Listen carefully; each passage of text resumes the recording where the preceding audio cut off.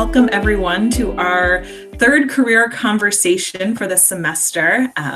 My name is Lindsay Carpenter-Connors. I am the Associate Director in the Career Services and Advising Center.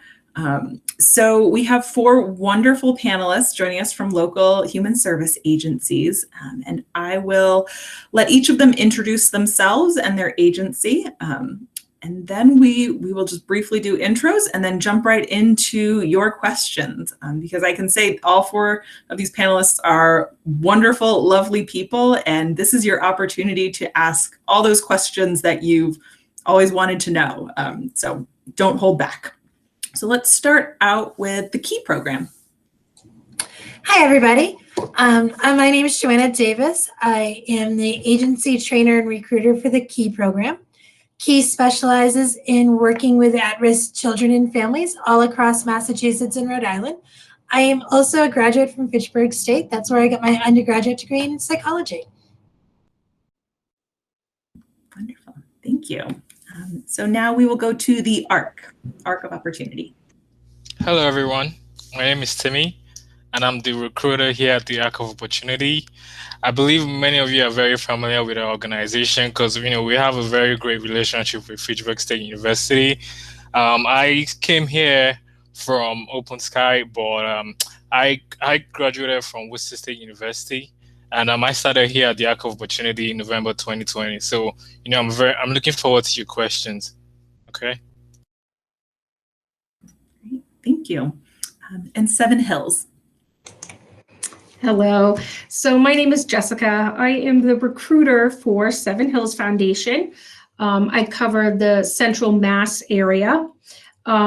We are a nonprofit that helps folks with a variety of different disabilities, anywhere from pediatrics on up.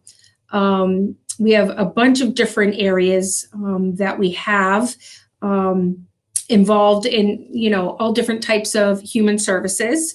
I've been in human services myself for about 20 years. And I am looking forward to any of the questions that you guys might have.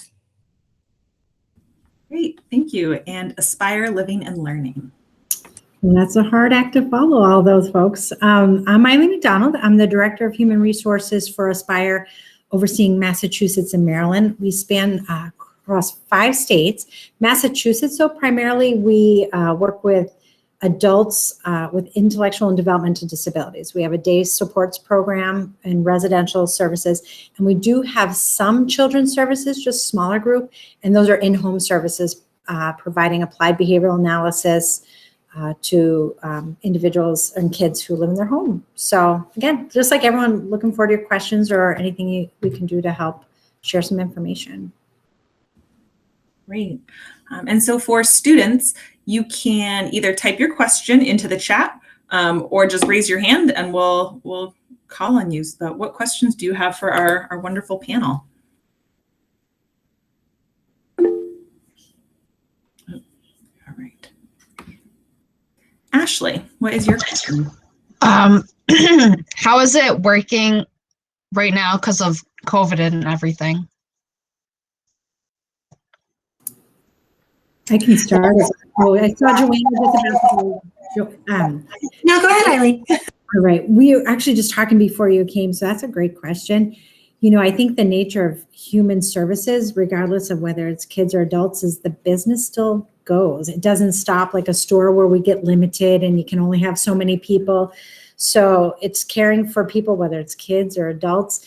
So for us, like it's residential program or day programs. Day programs did close for a time, but then they were brought back at a very limited capacity, but they're all home and someone's got to care for the individuals and provide support and resources. So our staff have been rock stars, frankly, from the very beginning, because they've had to continue to go in and work in a whole different set of environments where now people can't go out as much. So they've been creative and really had to find unique and new ways to be engaged and involved and have fun and still do it all under one roof with the same people. So business still as usual. I don't know if the others want to chime in or offer some of that. That's a great question though, Ashley. Thank you. I can. I completely agree with you, Eileen. And we were just talking about it with the whole new skill set everybody's managed and kind of forced to develop due to COVID. I will say we've all become really rock stars at cleaning too, and doing different types of testing protocols. Not that anyone was like slacking on cleaning, but you could probably eat off the floors in most programs now because of how careful everybody's being with it. So it's a bit of a challenge. Different types of programs have different types of challenges for it all. But absolute shout out to the staff that are doing the work day in and day out. They're amazing people. They show up. It's the human service persona. You know, we work through pandemics, we work through hurricanes, we work through blizzards. People are showing up and doing amazing jobs to get the work done. Absolutely, I agree. At Seven Hills, I think one of the best things that's kind of come out of this, if you can, me, I like to look at the silver lining. So when it comes to COVID, it showed us a little bit actually where some of our weaknesses were, and we had to develop things very quickly. And like they had said, you can't stop. The human services doesn't say, oh, I'm going to take a break. It's 24/7, 7 days a week, no matter what. So to be able for us to seamlessly move everything we were doing in regards to recruitment, interviews, new hire orientation, and to move all of that into a virtual platform so that we could still move things forward and limit exposure was amazing. Our corporate college team did a fantastic job with that. In regards to hiring and, our staff here, we were right on the ball with just doing a lot of education, doing daily updates for a while. Now I think it's about every 3 days we have half-hour updates where anybody can call in and listen in, and it updates you on current protocols, things like that, ways you can reduce risk. We even had seminars where we were giving information sessions on the different kind of vaccinations out there, side effects, what's the best way to go for you based upon any pre-existing conditions. And we just kept everybody kind of informed right up front. And that way, when we were ready, we were speaking a little earlier before everyone joined about the vaccination clinics that Seven Hills is doing. People were informed and knew what was going right along. So we're now in the process of getting all of our staff vaccinated all throughout Mass and Rhode Island. So I definitely think just in human services in general, absolute rock stars. They've to see all of the staff throughout all the different organizations give kudos across from one organization to the other, and then share ideas on how to keep our individuals engaged with their families and their communities while we're kind of stuck at home has been kind of awe-inspiring. I talk about it, I get goosebumps because it's an amazing community when you're in human services, especially the nonprofit sector. Yeah, definitely. Just to add to what, Jessica said, I think for us here at the ACK, we've had to be adaptive to our environment, whether it's moving from in-person onboarding to, Zoom, or even in the group homes where, folks, they work through different environments, whether there's a blizzard or there's a pandemic. If there's one word I'll use to, group the human services industry, I'll say we're very resilient. And that's why I'm very humbled to be here. I'm proud to work in the human services field. Absolutely. I think resiliency is like the word of the entire COVID pandemic. The individuals have shown us such amazing resilience throughout all of this, their family members, staff members in general, because as we're experiencing the stress of everything going on, we're still having to maintain our calm and our composure and take care of folks that really feed off our energy and can understand, what we're feeling. So to be able to go forward and make sure individuals are feeling supported and that things are okay and we're moving forward and understanding that they're going to probably be upset and have some other issues that come up when routines are not followed and they don't understand why certain family members aren't coming. But then we turned it into a learning opportunity. So now we're going to teach you about Zoom and virtual platforms and how to do yoga between 3 different programs using Zoom and just things like that. So resiliency, I think, is the word that is probably the best one to describe all of the human services agencies in Massachusetts and everywhere else.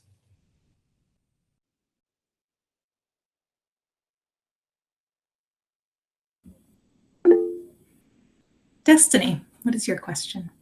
What does an average workday look like? I think you noticed all of us kind of laughed a little bit at the same time. I come from a background in residential services, and I like to refer to residential services as organized chaos. So we always have these wonderful plans in place, and we follow a pretty good structure with our residential programs, but then there's that chaos because you're working with humans. So things come into play, nothing you can possibly ever plan for happen. So that's why I always laugh when we get the question of what's a typical day. With working with the kids here at Key, right now our world completely changed because we are having 9 kids per program taking high school classes on 7 different types of Zoom and Google this and different platforms, and then other schools invented their own platforms, so it's been kind of crazy. And so we became technology experts in the past year too with all of this. So then, but we still try to keep the consistency with the kids too. So we've got our groups and we've got things that we're teaching the kids and they're learning new things on that aspect of everything. We have our therapy services in place too. But between COVID and then everything with the election and everything that happened before the election, it's been a crazy wild year that has had a big learning curve for everybody. But the kudos to the clients too. And you know what, we talked a lot about it, kudos to our staff, but I can't speak enough to the clients on how they've risen to all the challenges that have been thrown at them throughout all of this. They've been doing an amazing job too. Yeah, I second that. It's funny that I saw Destiny and I'm like, I know Destiny. We just hired her part-time. But yeah, just so I can answer your question, Destiny, it's very exactly, we're dealing with human beings. So, you know, you have that perfect day planned out and then kapow, you don't know what's going to happen that day. But, typical days, it's about just kind of running like you would run your typical day in a sense. Our residential homes are their homes. So it's, the breakfast in the morning and folks deciding what they want to participate in for the day. Some may be doing, physical therapy type goals at home. Some may be researching, depending on the level of where they're at. They might be researching a little bit more about their illness. Or wanting to learn a little bit more about, what new laws are coming up that would help folks in human services or folks with disabilities. So it really depends. We even have Zoom programs that are connecting friendships that were made in day program. So now we've actually opened that up and made it virtual through Zoom. So even though you have those friendships and connections from day program, now we're connecting all the multiple programs together so you can still see your friends and Zoom. There's been a couple of programs and I'm really curious as to how they did this, but they actually did board games together and I'm like, I don't even understand, but somehow they managed that through Zoom in charades, and they'll do things like that throughout the day. And then slowly figuring out how they can still be active within their communities. A lot of our programs and individuals volunteer time with, animal shelters and like women's leagues and things like that. So making sure that they're still connected and getting things done and doing those virtual meetings so they're still part of these ongoing groups. There's planning meals for the week, planning activities for the week. And making sure family meetings are still happening and you're getting to either Zoom or call in and connect with your families. And now that, the snow is melting, we're having some actually set up like tables and chairs, like beautiful patio sets, like outside of living room windows. And so the families are actually coming over and they're being able to, maintain quite a bit of distance. And still talk to one another and do things like that. So typical day is kind of, what any other typical person would have. It's a little bit more involved.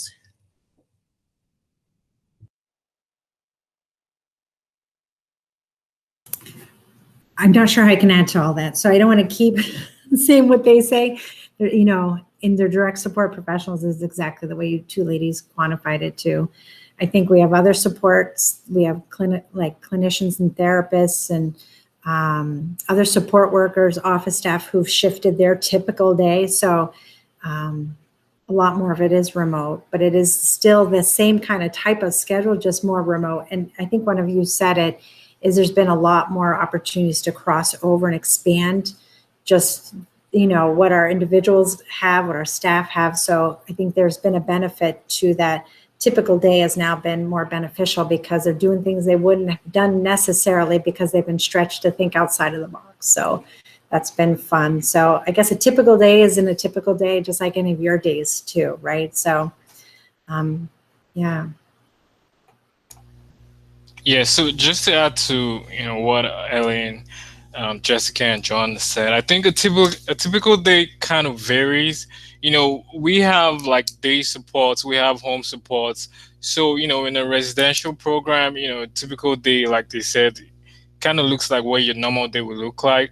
But, you know, in our day supports, we do have like several programs where we try and engage the individuals in, whether it's board games or, you know, going out to whatever activities they want to. So, you know, it depends on the individuals you work with. A typical day is, you know, it's fun, it's exciting, and we try and schedule it on the needs of the individuals.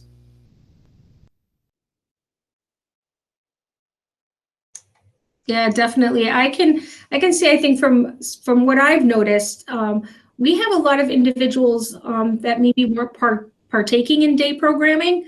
They either had higher levels of anxiety going out, didn't do well in groups. And again, you know, silver lining is they're actually engaging more because they're able to start out in a slower aspect of being able to do it from the comfort of their own home with their staff they're familiar with. And that kind of familiarity is giving them some extra support and comfort, and it makes them feel more secure. So we've started noticing people who weren't as engaging starting to get out there and try it a little bit more because they're able to do it in a way that makes them feel a little bit safer and not as overwhelmed. So we're hoping that might slowly increase them being able to kind of go out and join day programming or join groups of, you know, one or two for coffee and stuff when things are starting to get back to normal, whatever that may look like. But hopefully it will it'll start letting folks become more engaged that maybe weren't before. So that's been kind of a highlight, I think, by doing some of these things virtually. And I think it's actually made us think a little bit more outside the box. So when things are back to that Monday through Friday normal kind of routine, well, that doesn't mean that all of these things virtually should stop, because they are providing a service to folks that maybe were a little bit left out previously. So again, it kind of shows us areas where we can grow and expand. Great, thank you. Ashley, what is your question? So I plan on going to grad school like after I graduate next year. And I was just wondering if you have like any advice or like how the process goes. The process for grad school, Ashley, or just, you know, someday working in a field like this with your degree? Because I want to go to grad school to get my master's in social working. Mm-hmm. So I didn't know like how that was going to go, or if it's going to be worth it, or should I not? Of course it's worth it. It's beyond worth it, Eileen. I'm sorry to cut you off. I'm in classes. I just did a paper, and the number of clinical positions increased in the United States in 2019 by 38%. The number of students going into that program or a clinical-based program increased by 6.8% in the United States. So it's beyond worth it. Absolutely. I think, you know, we're all being very resilient in getting through the pandemic, but it's definitely going to be worth it, because I don't think we've seen the full effect of what the pandemic's done. I think it's going to take years. I think 2, 3, 4 years out is when you're really going to see the effects. And I think there's going to be a lot more need for social services, human services, mental health services, in the coming years. There's now there's going to be a whole group of students and young kids that have been brought up in a time where they're not engaging as much, face to face. And we all know, body language is 90% of our communication is body language. Well, how do you express that when everything is done by Zoom and all we see is I call it our, what do you call it? The kind of like the head from head up, like a headshot, basically. So it's, we're going to see a lot more, I think, services needed, and I think it's going to continue to grow quite a bit, Ashley. So it's definitely going to be worth your while. I think that the expanse of what will be available for folks who are in human services is going to grow. We're going to see new needs for different areas that we probably don't see right now. Yeah, definitely, Ashley. I think it's gonna be worth it. Human services is a very essential area, as we saw during the pandemic. So I think getting your master's in social work is definitely gonna be worth it for you. Okay. I think too, Ashley, human services is a broad stroke of a lot of different things. So the benefit of, even the degrees you guys are all going for now, and then certainly as you go on to social work, is you start to, begin to look at different areas that interest you the most, right? Because again, there's a broad stroke. Even all of us have a little bit of a different flair as to what we offer, and, social services and, social work even branches further out. So as you're going through that, you should really start to explore where that fit for you is, because that's what's going to make it more valuable for you, and then ultimately valuable for the folks that you're going to end up supporting, whoever that is. And the only thing I can suggest is, if you have the ability and you do work while you're going through grad school, is maybe start to look at those opportunities, even if they're entry level, in those different areas, so you start to get a feel for what might be a good fit for you, so that when that time comes, you're like, all right, this feels good. And you've had a little experience behind you, so that it gives you a different perspective. And then now you'll also have the degree and the education to help support that too. So the blend can really be beneficial for you. So, and that's, even if those of you who don't go on for your master's, that goes for you guys as well, is trying to find that fit and what works. I've reinvented myself 200,000 times over, from where I started into what I do now. And I can't negate any of those experiences, because they've all been super valuable to help that. So, you got to just find the right match for you. And it's exciting time. So good for you. Thank you. Sorry. Go ahead, Jessica. I was just going to say, to build off of what Eileen said, I think that's a big factor, is that I see a lot of folks, sometimes they'll get their degree, but they don't have any of the experience. And to be able to do part-time, whether it's part-time, entry level, volunteering, to do groups for some of our homes, things like that, or any of these wonderful organizations, that gives you the experience and the exposure. So that way, when you graduate and you have that degree, you have both. And that makes you kind of like a powerhouse. So you have a little bit of everything. And then to tie into what Eileen said before, she hit some really good points. Finding out what your real good passions are and what you're really interested in, and how can you take that and then apply it to what you're doing.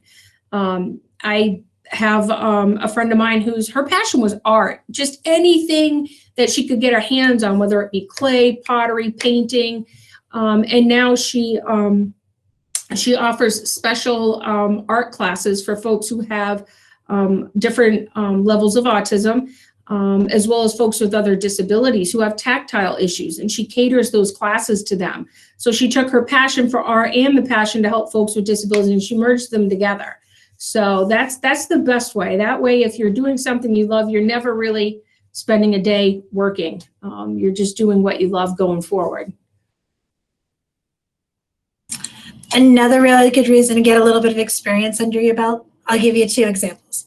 First off, I had a clinician graduate with $100,000 in graduate loans and all of that stuff, worked 2 days as a clinician and decided he hated being a clinician. So that's a lot of money he's paying out of pocket for a degree he's never going to use. Like he's back in school to be an engineer now, like total 360 on the whole thing. So it's good to figure it out before you spend all the money.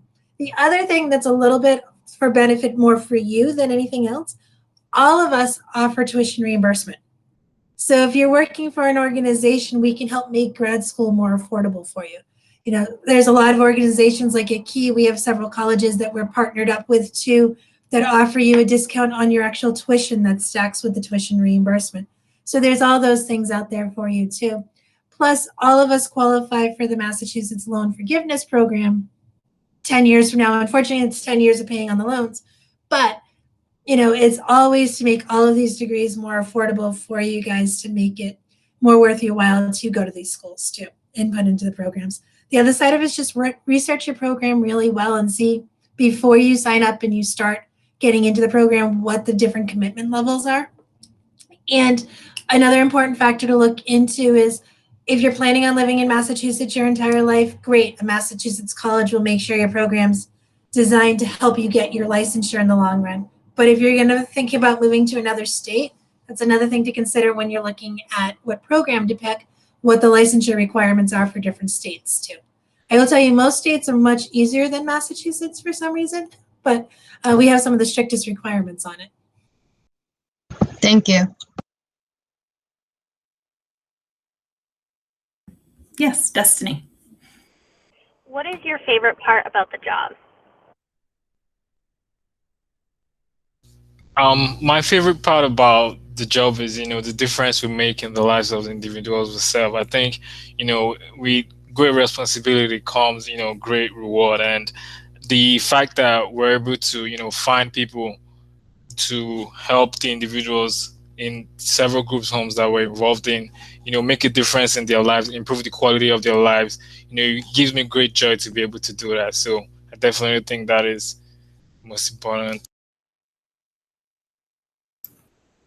I think for me, I would say, I work primarily with the employees. That's just the reality of it. But I love it. And so, every day is its own unique challenge. And it's like a puzzle sometimes. So, sometimes there's an easy answer and sometimes there's not an easy answer. And, COVID was its own kind of unique set of circumstances, but being able to kind of muddle through until we get to the other side and seeing everyone get to the other side and supporting employees so that they could too, felt good. It was kind of neat to be able to do that. The one thing I do miss, and this is, is we worked more with the individuals when we had the ability to work in the offices and have individuals come in. And it was always fun to have that part, right? So they got to come in and do some jobs throughout our program. And we don't get to see that as much other than over than a remote way. So yeah, that's what I enjoy, is really just working with the employees that we have. Definitely. I second that. It's, with all of us here being in, recruitment, and I think it's knowing that we're like the gatekeeper. So, it's our job to really take a look at everybody who wants to come in and potentially join the organization, making sure they're a good match, finding a good match for them, and then watching them kind of progress. And knowing that, we're helping the individuals within the program. And then we're also helping folks find out, exactly what they want to do for their careers and then help them kind of move through that path. I think a lot of, whether it's recruitment or HR or direct care, it's just that goal of wanting to assist and help people. And so when you get to kind of assist and help multiple people along the way, which is kind of what we do as recruiters. That to me is the best. That's kind of the most rewarding thing. And you get to meet just the most amazing group of people. I get to, here at Seven Hills, I think there's 32 countries right now represented within our agency. So I get to meet people from all over and learn about people's different experiences. And learn about other people's communities, and then figure out how to use that for the advantage of the folks that, we're here to support. I agree. And I completely agree with everything everyone else said. The other thing I want to build off on it is the other part of my role as a trainer. So when staff go through different trainings that I do with them to teach them new skills, to hone their skills, and then we see the impact it has on the clients that they work with and on the kids that they work with, and that it's working, and it kind of is like that light that goes off in the staff and goes, hey, that actually does work. Kind of thought it was a little crazy when you suggested it, but it really does work. This is awesome. And that's the best part of it for me, is to watch what we teach the staff, how it improves the lives of the clients that we work with too. Thank you. Olivia, what is your question? So, what do your individual organizations like look for in new hires, and kind of what does the training look like? I can start. So the primary thing we look for in new hires when we're just looking at resumes, because I actually read all the resumes. I'm out of the Worcester office. So everyone that applies in Worcester, I'm physically reading every single one of their resumes. So a couple tips on your resumes. Everyone expects that you use a template. Delete the template. I can't tell you the number of resumes I read in a week, and it says, enter your college education here, and then they enter their college education and leave the enter here box. So just a little tip, get rid of that. Other than that, what I really look for in people are people that have had some type of experience working with people in some way, shape, or form. I work with teenagers primarily. Working with teenagers don't have a lot of filter between what they think and what they say. And when they get upset, they have a little bit less filter between what they think and what they say. So we want to make sure you have some experience working with people, so you're starting to build that little bit of a tougher skin. And we say working with people because it doesn't matter if you've done restaurant work, if you've done work at the grocery store, babysitting, summer camps, different clubs at schools, all that's working with people. So you've had somebody say something to you that wasn't the nicest thing most likely in your life. And so you're starting to build that. And that's the one skill we can't teach you. On a training side of things, we have an intensive 90-day onboarding for training where people are working with us. And during those 90 days, we've mapped it out to almost 220 hours worth of training during those first 90 days. That you're going to be either virtual or online or in-person types of trainings, things like that. And then we have another set of trainings that from 3 months to 6 months that you're attending. The big one that we're working on right now is we just revamped our entire trauma-informed care system that we work with. So that's the big focus on the 3 to 6 months. So with human services, it's constant training because we're always trying to make sure our staff have the best and the newest skills. So we're constantly looking at revamping and retraining and offering new training. And we also focus a lot on employee wellness trainings. We want you guys to take care of yourselves. We've learned through the years that human service workers are not good at that skill. We're very much caretakers. We do not take care of ourselves. So it's become a big focus in the human service industry to teach our staff how to focus on taking care of yourself too. Because if you're not taking care of yourself, you can't take care of somebody else.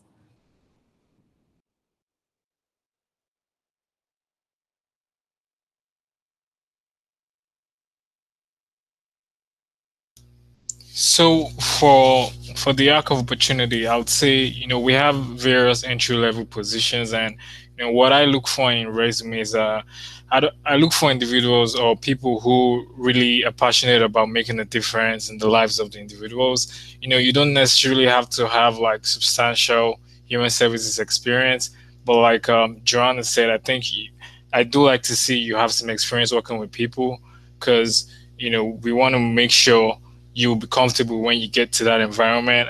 And for our training, we have like a 5-day 9 to 5 training, and we have a training coordinator specifically for that, so she can give you details on that. I'm not exactly entirely sure of the entire schedule of the training, but it's a very rigorous training where I think there's CPI. We have CPI training, we have MAP training, we have first aid, and some other trainings for you.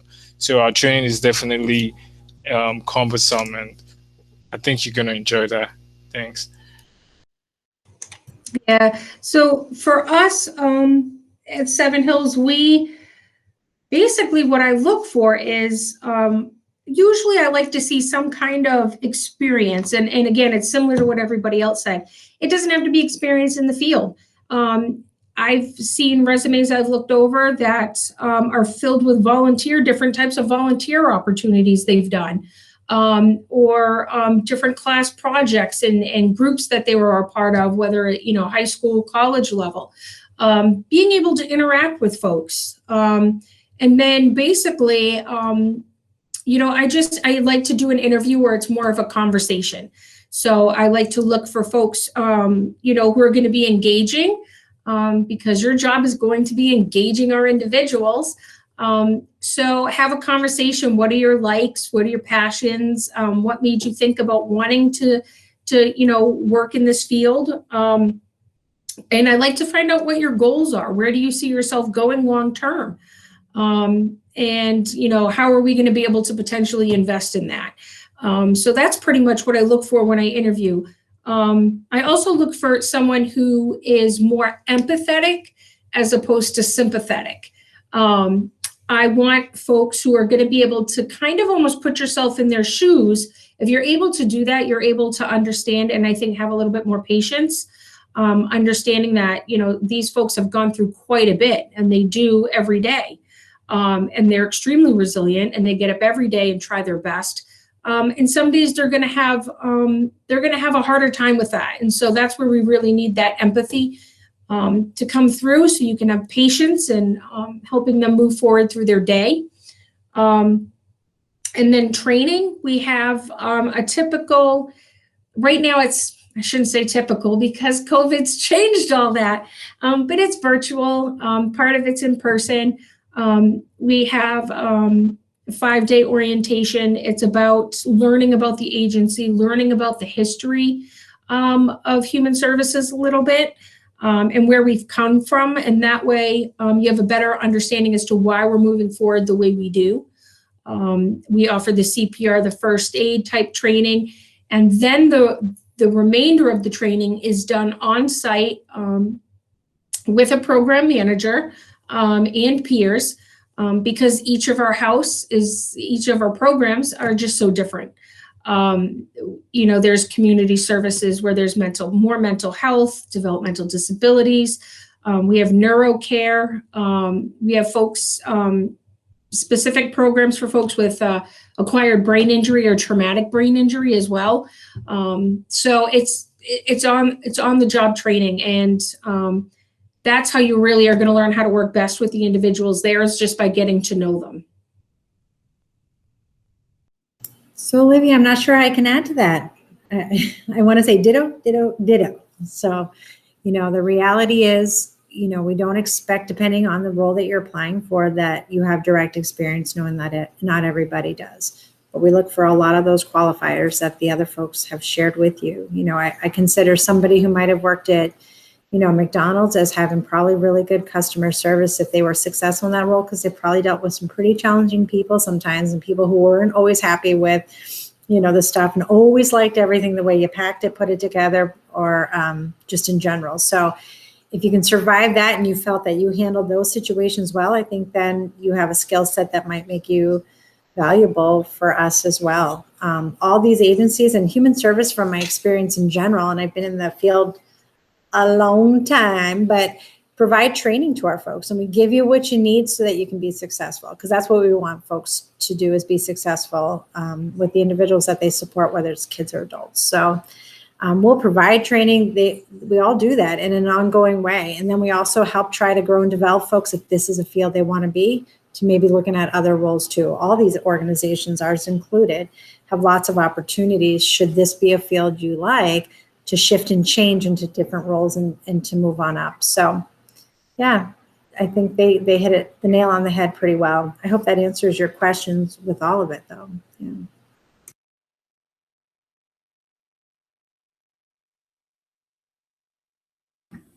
Claire. So this is kind of a similar question, but not exactly. So I was wondering if there were any requirements in order to get an entry-level position with each of your companies or organizations? I can say for us, Claire, we require that you're 18 or older. So it's required for us, they have to be 18 or older to work. It's funny because I thought originally it was a high school diploma or GED. And then when we looked at it, I'm like, oh no, it isn't. It's not even a regulation. So for us, it's 18 or older. Like that's the bare minimum that we would look for. And then depending on other positions, it would shift. So for Seven Hills, most of our entry-level positions, it's again 18 on up. We do need a GED or a high school diploma. We will look at RMV checks. We need to have somewhat of, you gotta have a decent driving record for most of our programs, not all. And then from there, it really just depends on the program. Some programs may require, you to have a little bit, maybe a month or two even of experience or something. It really depends on the program.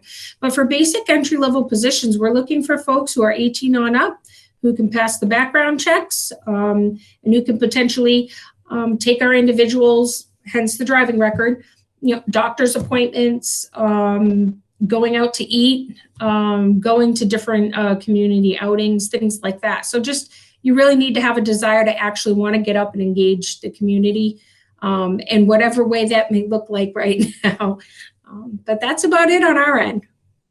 I forgot about that. Driving record is key. Yes, thank you, Jess. Driving record is key. You need to have a license. So there it is. Yeah. So, I mean, I think it's pretty similar to ours too. For us, you definitely need to have a valid driver's license plus a good, decent driving record. You need to have your GED or high school diploma. And I think, yeah, you need to be able to pass a background check. I think it's just the basics. Those are requirements for our entry-level positions. I think the only difference we might have is you have to be 21 to work at Key, because we work with kids as old as 18. So we want you to have that little bit of a degree of separation between the clients, but the same requirements otherwise, depending on the position. Of course, if you want to be a clinician, you need a master's degree.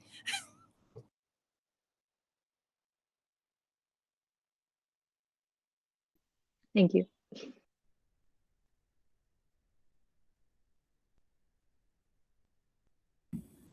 Amanda, what is your question? If you had the opportunity to go back and tell your younger self starting out in the human services industry one piece of advice, what would that be?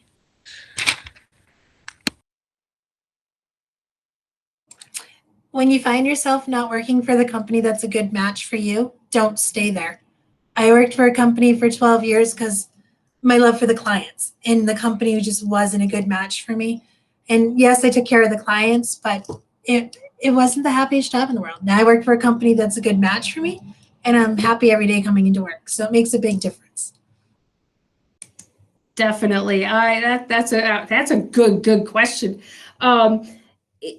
Definitely. That's our what we had talked about previously, with a little bit of the self-care. When you're in human services, you have a tendency to be a caregiver, and definitely I would build off of that. You build that connection with these clients, and you're like, I'm the only one who's going to be doing it the right way, or I'm the only one who's going to take them for coffee. Nobody else wants to.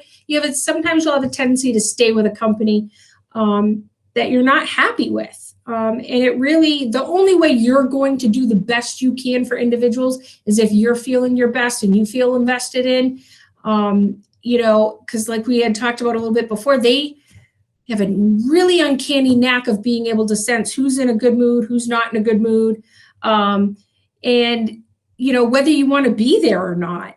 And they deserve to have someone who comes in every day and really wants to be there. So make sure that you're in an agency that's going to invest as much in you as you are in them. And then I would probably say the second piece is to be patient with yourself. Learning how to work with people takes time. How you work with somebody in your early 20s starting out is not going to be how you work with somebody in your 30s, and then it's going to change again by the time you're 40. We all change as human beings. So if there's someone who is, really challenging to work with, whether it be a coworker or just an individual served in the program, be patient with yourself and understand that it's a challenge. It's a challenge for you to learn some skill set. You may not be able to change their reaction. You may not be able to change the way they're interacting with you, but you can control the way you're going to handle it and how much you're going to let it affect yourself. So be patient with yourself. The job in human services and social services is very difficult. and so you have to be willing to not be as hard on yourself. That's probably the best advice I'd give myself. Yeah, I'll definitely add to that. I think one advice I would give myself is, not take anything personal. There are a lot of times where, on a certain day, everything might be going well. Like on another day, there's a lot of chaos and things like that. And you might have the tendency to take it personal, but at the end of the day, you can't really take anything personal in this industry. That is a humdinger of a question, and I like it. And I don't know, I think if I were to talk to Eileen when she was 20 or 21, my vision of what I thought I was going to be then, and I'm not going to tell you how old I am, but is different than what Eileen is now. So I guess, is to say, don't worry and ride the wave, because even though what I thought I was going to do and I didn't do, and I think there was a period of time I'm like, oh my God, I went for my education and I paid for a degree and now I'm not using it. It all came full circle somewhere down the road. So is not to worry as you hit those bumps or changes, because that's all what helps us get there, and just ride the wave with it, I guess, a little bit. Yeah. That's a good question. Absolutely. Absolutely. That's a really good question that I really wish people would ask more. Now that I think about it, because it's true. Everything that, people go through in life, when I interview folks, I ask them, tell me about something you went through that was challenging. How did you overcome that? What positives came out of it? And so, when you think about it from that perspective, if you go about everything with good intention and good heart, you're going to definitely have times where things are not working out the way you want it to. Don't beat yourself up over I didn't get the degree in this, or I didn't do that, or I should have done. It doesn't matter anymore. You can't control that. It's past, and you just look for it, and everything does eventually play out the way it should. That's definitely true. Eileen has that one nailed down. Yep.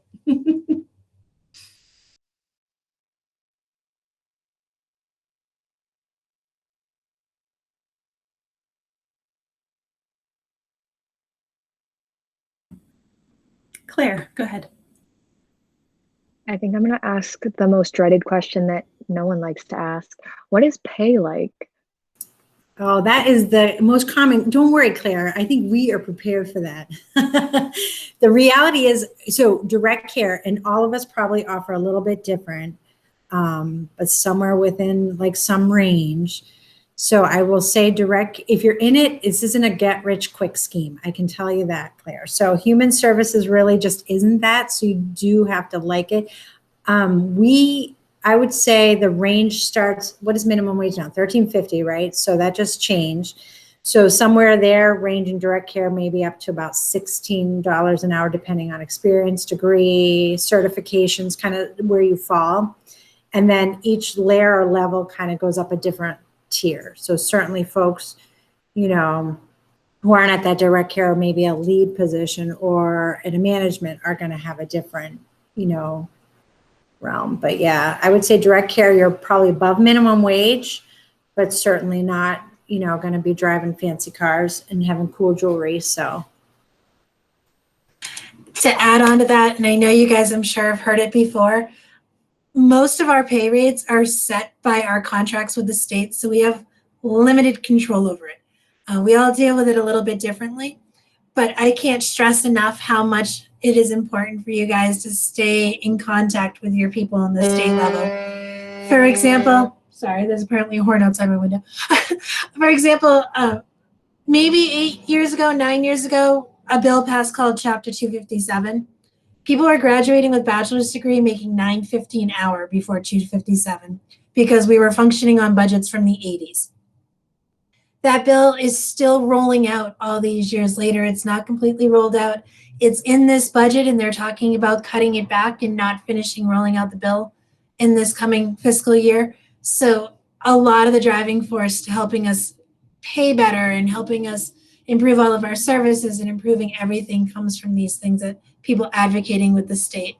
So absolutely, I fully endorse and say when they're looking for people to volunteer to go down to the State House and have conversations with people, if you're one of those people that's comfortable doing it, you are a huge help to the entire industry to be that type. Because you guys are the ones that can tell the real stories from the generation that's coming up. I can tell the stories of what it was like working with a bachelor's degree for $8.25 an hour. That's what I graduated making, and that was a well-paying job when I graduated with my bachelor's degree. So, I could tell the stories back then, but those aren't, minimum wage is higher than that, so they don't care about those stories. They want to hear the news stories. 257 did a lot to help our employees. They went from practically having to work 2 to 3 jobs full-time to live in the state to now at least you can live within your means with one job now, at least with 257. So I can't stress it enough. Vote, talk to people that are voting on these bills, and tell them your story. Absolutely. Again, a lot of us do nonprofits and things like that. And there is that starting range right around, I think the average right now between most of our agencies, we're all very similar, 14, 16, somewhere in between there, entry level. And it's hard, for folks to want to have to start, at a level where they feel like they should be getting paid a little bit more. We wish we could pay everybody more. It is about advocacy. And I think that the pandemic has shown maybe a little bit that sometimes the human services we're kind of forgotten about. We are the frontline workers as well. And we are caring for folks just like certified nurses aides and things like that. And so it is important to work with the advocacy. People just have to understand that it's about also, I think a big piece of advice is to look at the benefits. It's not just about the hourly rate. You have to look at, do I need health insurance or not? Or are they giving tuition reimbursement? Do they have a partnership with, Southern New Hampshire University or another? If they have a partnership that can save you thousands and thousands moving forward, it is worth taking a position for 75 cents less than what you really wanted. Compare. Don't sell yourself short. Make sure you're looking at what the whole benefits package is, time off, health insurance, the tuition, all of that. Take that into consideration.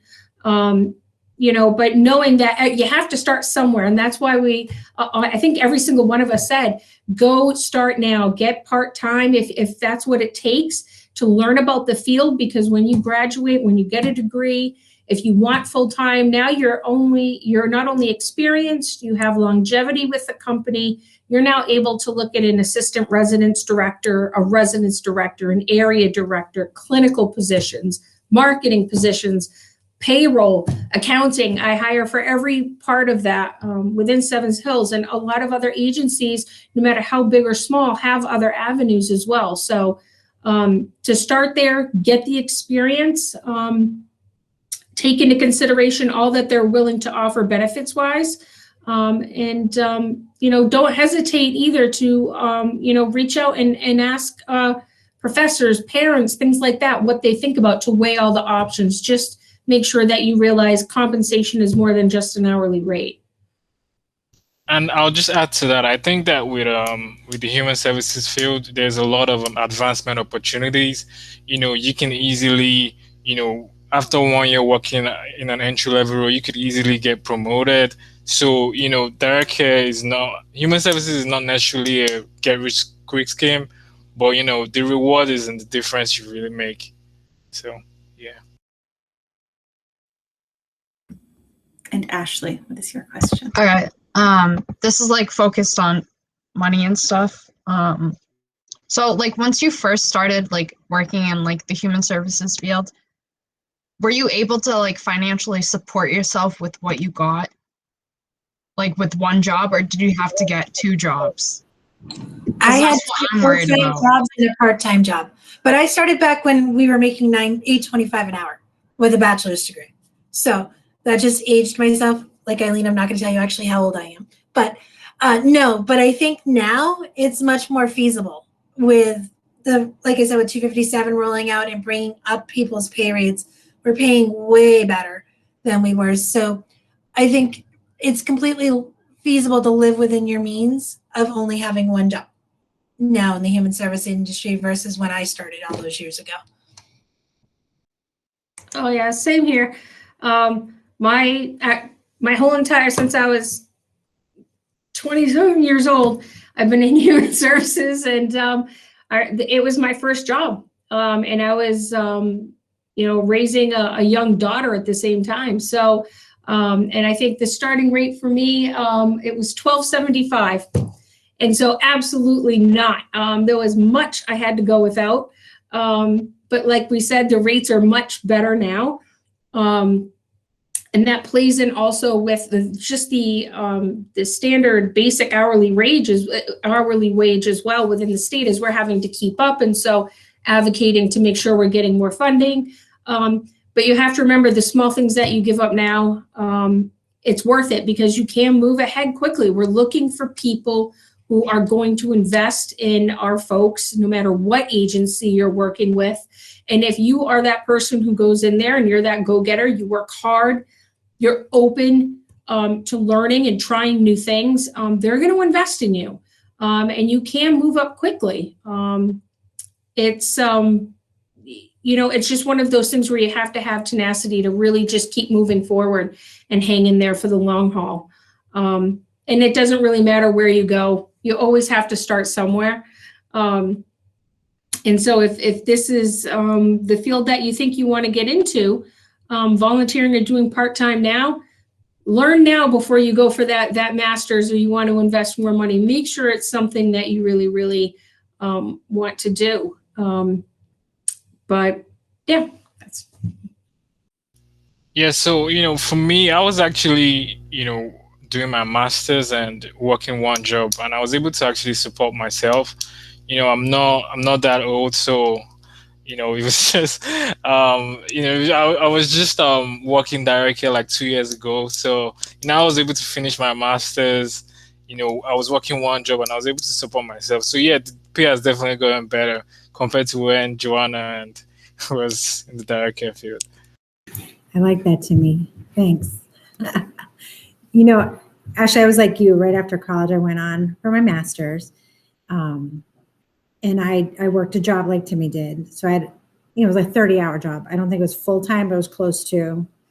And I was able to, I had loans to pay afterwards, but I was able to manage that. And then after my master's, I got offered my first job at less than what I was making at a bachelor's. So I said, no, I'm probably not going to take that one. But it ended up, I took another job, and I was, you're able to live in an apartment, but again, not a glamorous life, but fine enough. I do know for sure we have some staff that do work 2 or 3 jobs, but they also have families and want to support a life that they want to live. So I can't say that everyone that starts out in our field or with our company only has one job.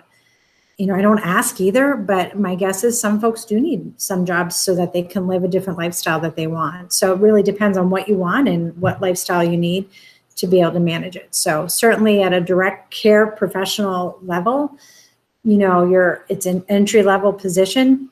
You're able to do certain things, but not everything, right? So it really depends on what your needs are. Thank you so much. These are great questions. I have a quick question too. It goes with grad school. How long was your programs? Because the ones that I was looking at is 2 years. Yeah. I don't know if they're longer. So mine was different, Ashley, I will say. So I had my bachelor's in psychology. And then I went right to grad school at the time it's considered marriage and family therapy. Now you need a license, like a licensed social worker. And it was a 3-year part-time because it was geared towards working adults. So it was a nighttime program. So it was 3 years, 61 credits, I believe. And this was quite some time ago. Yeah. And I don't even do that anymore. So isn't that funny? But I feel like it's all come full circle. So I think to answer maybe it was Amanda's question, it's all kind of come full circle in some regard where I thought, oh, wow, I'm using that degree I never thought I'd use again, but it does come handy. So yeah, 3 years was mine. I actually have an MBA in nonprofit management, so mine's very different than the degree it sounds like you're going for. I did it in 18 months, but yeah, I was a little crazy. It was an all online degree. It was actually through SNHU. I took 2 classes every 10 weeks for 18 months straight with no time off and finished it and got it done and over with. So It depends on the degree program and what you want to do with it. Most clinical degree programs have you do internships, which have to have so many hours worth. So those are going to make the degree programs take longer because you don't want to try to get 600 hours of unpaid internship done in one semester. You'll have no life and you won't be being paid for your internship, so you'll go broke at the same time. So those are some of the things that cause the degree programs to take longer times. So depending on what you go for. Thank you. All right, I had my master's in healthcare administration, so it's a little different from what you're going for. But mine took about 2 years, and the only reason it took 2 years was because I was working too, and they were very flexible with me. So, yeah. Wow, I'm the odd duck out. So I'm in school now. When I first started, I graduated high school with a brand new daughter. And so it was work. I've been in the field ever since. And I had to work really, really hard. I had to put in a lot of hours. I waited a long time to make sure I knew exactly where I wanted to be within human services, because I couldn't quite, I was a little good at this and a little good at that, and direct care, and I had overnights, and I worked day hab, and I did mental health counseling. And so now I've managed to work my way here to Seven Hills as an HR associate recruiter. And this is what I'm doing. Actually, I'm in the program that Joanna graduated from. So, and 18 months, oh man, I am already feeling it. I'm tired. So I kind of figured out where I wanted to go. And now that I know my company is where I'm staying long term, I actually waited quite a few years to get into Seven Hills, doing the recruitment aspect per se, because that's really where I wanted to go. And so I patiently waited. And again, the right position at the right time opened up for me, and here I am. And they've invested in me and have made it possible for me to go and balance my work and school. Because they know that just makes me a better employee. But I am the unusual one. Most people do it. I guess I'm doing it backwards.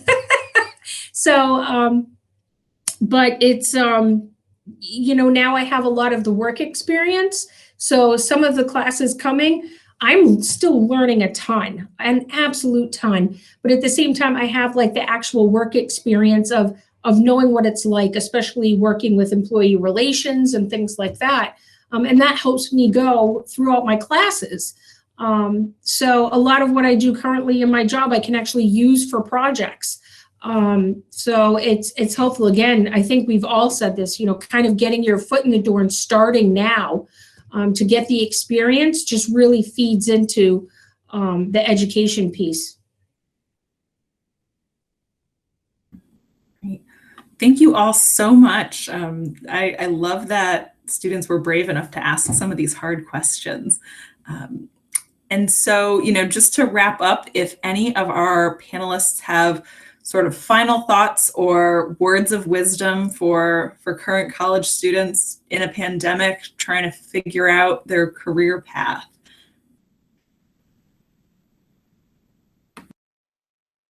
I think the one thing I want to say is, you guys, I've had to adjust everything I'm doing to online, virtual, Zoom. You really need to be a self-driven, motivated person.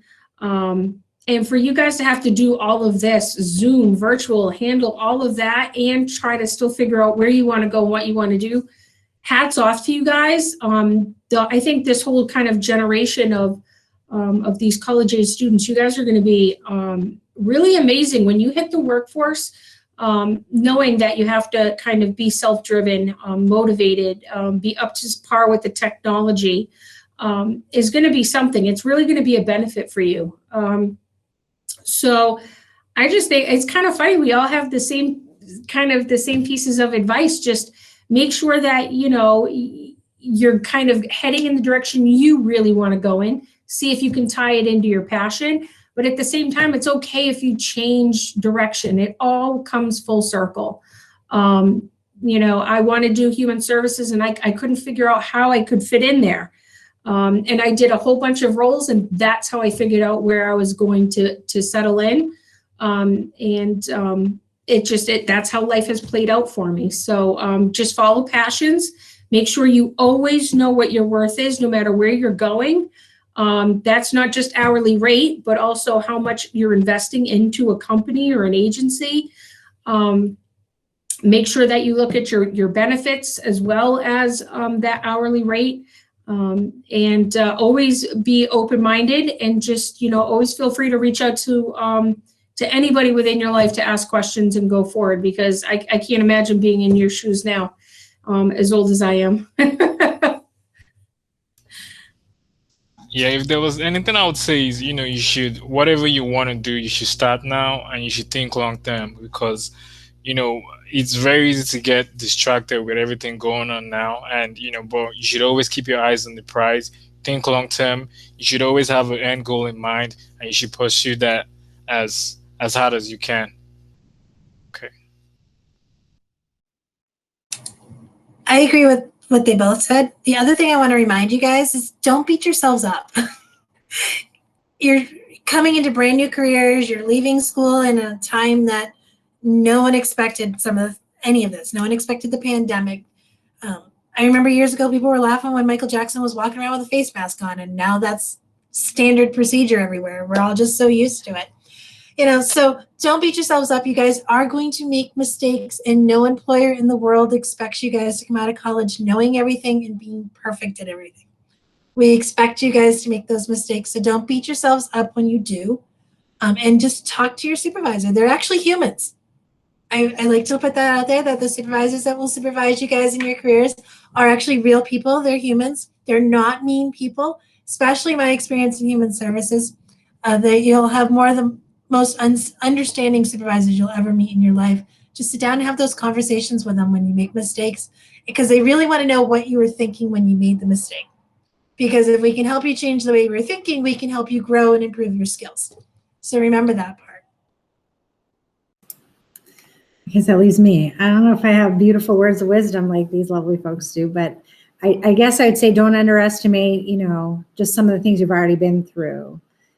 So again, pandemic, school, finishing a class, passing a class, those are all, achievements that you've reached, and each one's going to build off the other. I'd say have a little fun too. I don't know if that's the right thing to say, but why not balance it? I do now, even in where I'm at in my life, but so balance having a little fun, enjoy, if it's work, enjoy that, have fun with your friends, do that too. Find that balance somewhere in your life so that, as you go along the way, it's just, it's enjoyable. Yeah. So good luck. I think you're at the great part of where you're headed, because, you can do anything at this point. And if you go this way and you go, that's not right, you can change and go this way and that's not right. And that's okay. And so just let yourself do that. Yeah. Absolutely, Eileen. Having fun is huge. I can't believe no one else said that yet. Because you're again caretakers. You're in that role. You most of you are the people your friends come to, your siblings come to. You're just naturally give. You can only do so much of that without refilling the cup. So make sure you are having fun. You make time for yourself. You deserve it. You're studying hard. You're working hard. And that's good to have drive, but also you don't want to burn yourself out. There's more to life than that. And the happier you are and the more time you spend finding out what your passions are, that's something you can share with the folks no matter what role you take in human services. So, just make sure, again, to invest in yourselves. Good point, Eileen.